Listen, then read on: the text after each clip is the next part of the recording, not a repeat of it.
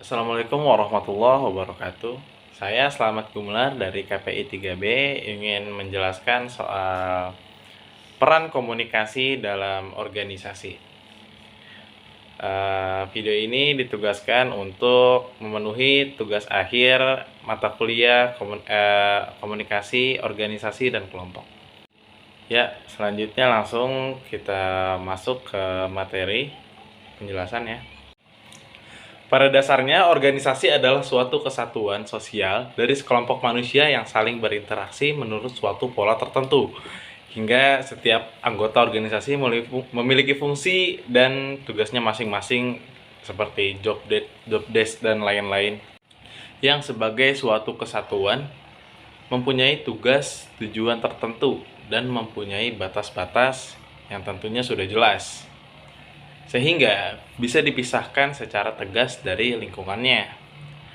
Dari berbagai definisi tentang organisasi itu, dapat disimpulkan bahwa organisasi adalah merupakan suatu wadah atau tempat proses kegiatan orang-orang yang bekerja sama, mempunyai fungsi dan wewenang untuk mengerjakan usaha mencapai tujuan yang telah ditentukan. Jadi singkatnya seperti satu kumpulan orang yang terstruktur untuk mencapai tujuan bersama. Agar dapat mencapai tujuan itu, organisasi memerlukan sistem manajemen yang efektif tentunya, yang akan menunjang jalannya organisasi secara terus-menerus, dan tingkat efektivitas kerja pegawainya pun juga perlu diperhatikan, jadi semacam regenerasi. Nah, pada umumnya organisasi memiliki beberapa bagian, yakni bagian pemasaran, bagian keuangan, ya semacam job desk gitulah. Banyak organisasi yang berbeda juga kan. Tingkat kegiatan yang dilaksanakan organisasi akan mengalami perubahan dari satu periode ke periode berikutnya. Biasanya ini memang sering terjadi ketika pergantian periode ya, atau pergantian kebijaksanaan ketua. Dalam melaksanakan organisasi itu sendiri, terdapat beragam permasalahan yang terjadi, mulai dari posisi terendah sampai ke tingkat decision maker itu sendiri. Nah, permasalahan itu sendiri harus segera diselesaikan agar tidak terjadi bumerang yang akan menghancurkan organisasi itu sendiri. Permasalahan yang sering ditemui dalam organisasi adalah komunikasi yang tidak berjalan dengan baik. Komunikasi tidak terjalin baik secara vertikal maupun horizontal. Sebelumnya, saya akan menjelaskan tentang definisi atau pengertian dari komunikasi tersebut. Komunikasi itu berasal dari bahasa Latin, communis atau common, dalam bahasa Inggris yang berarti sama, bukan komunis yang itu. Berkomunikasi berarti kita berusaha untuk mencapai kesamaan makna, commonness, atau dengan ungkapan yang lain. Melalui komunikasi, kita mencoba berbagai informasi, gagasan, atau sikap kita dengan orang lainnya. Kendala utama dalam berkomunikasi biasanya seringkali kita mempunyai persepsi yang berbeda terhadap objek yang sama. Seperti itulah. Jadi kayak pandangan kita terhadap sesuatu itu tidak sama dengan pandangan orang lain terhadap sesuatu gitu. Misalnya kita memandang buku sebagai alat tulis, tapi orang lain memandang buku sebagai kertas gorengan. Manusia pada hakikatnya adalah makhluk sosial yang mana di dalam kehidupannya itu harus berkomunikasi. Artinya memerlukan orang lain dan membutuhkan kelompok atau masyarakat untuk saling berkomunikasi atau berinteraksi. Komunikasi merupakan elemen yang penting dalam organisasi, karena tanpa adanya komunikasi, segala sesuatu pasti tidak berjalan dengan baik. Bayangin aja di satu komunikasi itu nggak ada yang ngomong gitu, kan bakal chaos. Kemungkinan besar akan terjadi miskom nih, sering banget dengan rekan kerja atau atasan yang dampaknya cukup besar bagi individu maupun organisasi. Jadi komunikasi itu sangat penting dalam suatu organisasi. Nah, miskomunikasi adalah adanya kesalahpahaman antara kedua belah pihak dalam mencerna proses komunikasi. Sehingga antara pesan yang disampaikan dan pesan yang diterima berbeda arti dan penafsiran.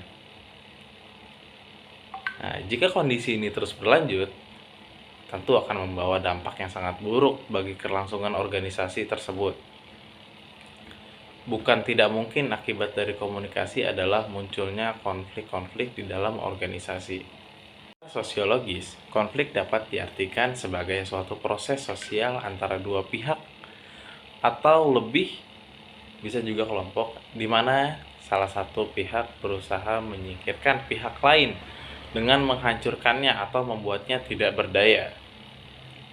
Hal-hal yang menyebabkan konflik biasanya adalah saling ketergantungan, perbedaan tujuan, perbedaan persepsi, kenakan permintaan, dan lain-lain.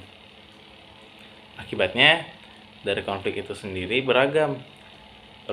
Beberapa pendapat tradisional menyatakan bahwa konflik hanyalah merupakan gejala abnormal yang mempunyai sifat negatif sehingga perlu dilenyapkan. Hal ini dapat diartikan bahwa akibat yang ditimbulkan adalah disfungsional. Akan tetapi sebenarnya konflik juga dapat mengakibatkan dampak yang baik. Dalam hal ini dapat diartikan sebagai dampak fungsional. Jadi ada dua sisi, tapi lebih banyak ke sisi disfungsionalnya. Konflik merupakan hasil dari kemajemukan sistem organisasi. Lalu, jika demikian, apa yang bisa dilakukan untuk menyelesaikan konflik dalam organisasi? Ada beberapa cara untuk melakukan penanganan konflik. Yang pertama adalah introspeksi diri. Tentunya proses pengamatan terhadap diri sendiri dan pengungkapan pemikiran dalam yang disadari, keinginan, dan sensasi itu sangat penting. Karena kesalahan yang harus kita koreksi itu dari diri kita sendiri terlebih dahulu. Proses tersebut berupa proses mental yang disadari dan biasanya dengan maksud tertentu dengan berlandaskan pada pikiran dan perasaannya. Dari sini kita dapat mencoba menilai diri kita sendiri dan tentu menilai apa yang sudah kita lakukan. Yang kedua adalah mengevaluasi pihak yang terlibat, sehingga sangat penting kita lakukan untuk dapat meningkatkan peluang menyelesaikan konflik. Dalam pelaksanaannya, itu perlu melihat konflik dari berbagai sudut pandang, sehingga kita dapat melihat berbagai kepentingan dari berbagai sudut pandang. Kita dapat mengidentifikasi kepentingan apa saja yang mereka miliki. Jadi kita jangan mengambil satu sudut pandang dari diri kita sendiri dulu. Cari sudut pandang dari pihak luar lain tentang konflik tersebut. Bagaimana nilai dan sikap mereka atas konflik tersebut dan apa perasaan mereka atas terjadinya konflik tersebut. Ya, seperti tadi yang saya jelaskan. Kesempatan kita untuk sukses dalam menangani konflik semakin besar jika kita melihat konflik yang terjadi dari semua sudut pandang. Nah, itu. Yang ketiga, dalam penanganan konflik, kita dapat memilih beberapa tindakan. Salah satunya adalah kompromi. Kompromi dapat dilakukan jika kedua belah pihak sama-sama memandang bahwa hubungan baik adalah hal yang sangat penting. Jadi, masing-masing pihak bahkan dapat mengorbankan kepentingannya untuk mendapatkan win-win solution. Jadi, ketika ada konflik di dalam organisasi, alangkah baiknya tentu harus bicara gitu dengan baik-baik, menyelesaikannya dengan cara baik-baik. Selain itu, juga kita bisa memilih untuk berkompetisi, berkolaborasi, atau akomodasi, bahkan menghindari konflik.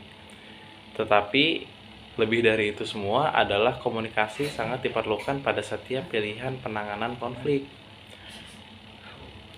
Berbagai model atau gaya komunikasi dapat kita terapkan dalam mencoba menyelesaikan konflik di dalam organisasi. Apakah itu komunikasi linear, transaksional, interaksional? Semuanya sangat berpengaruh terhadap kesuksesan resolusi konflik. Untuk itu, kreativitas kita dalam memilih gaya berkomunikasi sangat menentukan terhadap penyelesaian konflik dan pada akhirnya adalah tercapainya tujuan organisasi. Jadi dapat disimpulkan bahwa peran komunikasi dalam organisasi itu sangat penting. Dan juga komunikasi dalam organisasi itu dapat menyebabkan konflik yang sangat fatal tentunya, yang bisa mengakibatkan keberlangsungan organisasi tersebut. Sekian dari saya. Wassalamualaikum warahmatullahi wabarakatuh.